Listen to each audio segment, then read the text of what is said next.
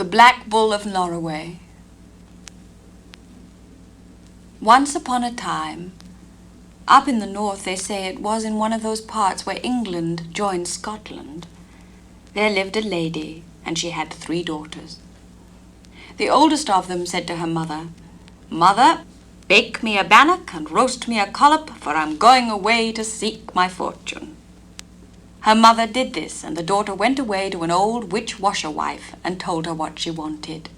The old wife bade her stay a while and look out of the back door each day and see what she could see. She saw naught the first day. The second day she looked and saw naught. On the third day she looked again and saw a coach and 6 coming along the road. She ran in and told the old wife. "Yon's for you," said the old woman. So they took the girl up into the coach and galloped off. Later on, the second daughter says to her mother, "Mother, bake me a bannock and roast me a collop, for I'm going away to seek my fortune." Her mother did this, and away she too went to the old witch washerwife. On the third day, when she looked out of the back door, she saw a coach and 4 coming along the road.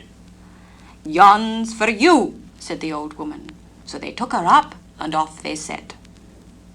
At last the third daughter wanted to go off, just as her sisters had done, and she too went to the witch washerwife, who once again told the damsel to look out of her back door every day and see what she could see. She did so, and the first day when she came back, she said she'd seen naught. The second day she looked and saw naught. The third day she looked again, and she came back, and she said to the old wife that she saw only a great black bull coming crooning along the road. "Yon's for you," said the old witch. The young damsel was next to distracted with grief and terror, but for all that she was lifted up and set on his back, and away they went. Far they travelled and far they travelled, till the damsel grew faint with hunger. "Eat out of my right ear," says the bull, "and drink out of my left ear, and set by what you can't eat." So she did as he said, and was wonderfully refreshed. And long they rode and hard they rode, till they came in sight of a fine great castle. "Yonder we must be this night, for my oldest brother lives there," said the bull, and presently they were at the place. They lifted her off his back and took her in, and him they sent away to a field for the night. In the morning they took the lady into a fine shining parlour, and gave her a beautiful apple, telling her not to break it till she was in the greatest strait ever mortal was in the world, and that would bring her out of it. Again she was lifted on the bull's back, and after she'd ridden far and farther than I can tell, they came in sight of an even bonnier castle, and far farther away than the last. Says the bull to her, "Yonder we must be this night, for my second brother lives there." And they were at the place directly. They lifted her down and took her in, and sent the bull to the field for the night. In the morning they took the lady into a fine rich room, and gave her the most beautiful pear she had ever seen, bidding her not to break it till she was in the greatest strait ever mortal could be in, and that would get her out of it. Again she was lifted and set on the bull's back, and away they went, and long they rode and hard they rode, till they came in sight of the biggest castle, and the farthest off that they had seen yet. "We must be yonder tonight," says the bull, "for my youngest brother lives there." And they were there at once. They lifted her down, took her in, and sent the bull to the field for the night. In the morning they took her into a room, the finest of all, and gave her a plum, telling her not to break it till she was in the greatest strait mortal could be in, and that would get her out of it. Then they brought home the bull, set the lady on his back, and away they went. And on they rode, till they came to a dark and ugsome glen, where they stopped, and the lady lighted off the bull's back. Says the bull to her, "Here you must stay till I go and fight the old un. You must seat yourself on that stone, and move neither hand nor foot till I come back. else I'll never find you again. And if everything round you turns blue, that will mean that I have beaten the old un. But should all things turn red, he'll have conquered me." So the damsel set herself down on the stone, and by, all around her turned blue. Overcome with joy, she lifted one of her feet and crossed it over the other, so glad was she that her companion was victorious. But though the bull came back and sought long for her, he could not find her. Long she sat and long she wept, till she wearied. At last she rose and went away, she didn't know where. On she wandered, till she came to a great hill of glass. She tried all she could to climb it, but wasn't able. Round the bottom of the hill she went, sobbing and seeking a way over, till at last she came to a smith's house. And the smith promised if she would serve him for 7 years, then he would make her iron shoes, and then she would be able to climb over the glassy hill. At 7 years' end she got her iron shoes, and she climbed the glassy hill, and where should she find she had got but to a place where lived another old witch-washer-wife.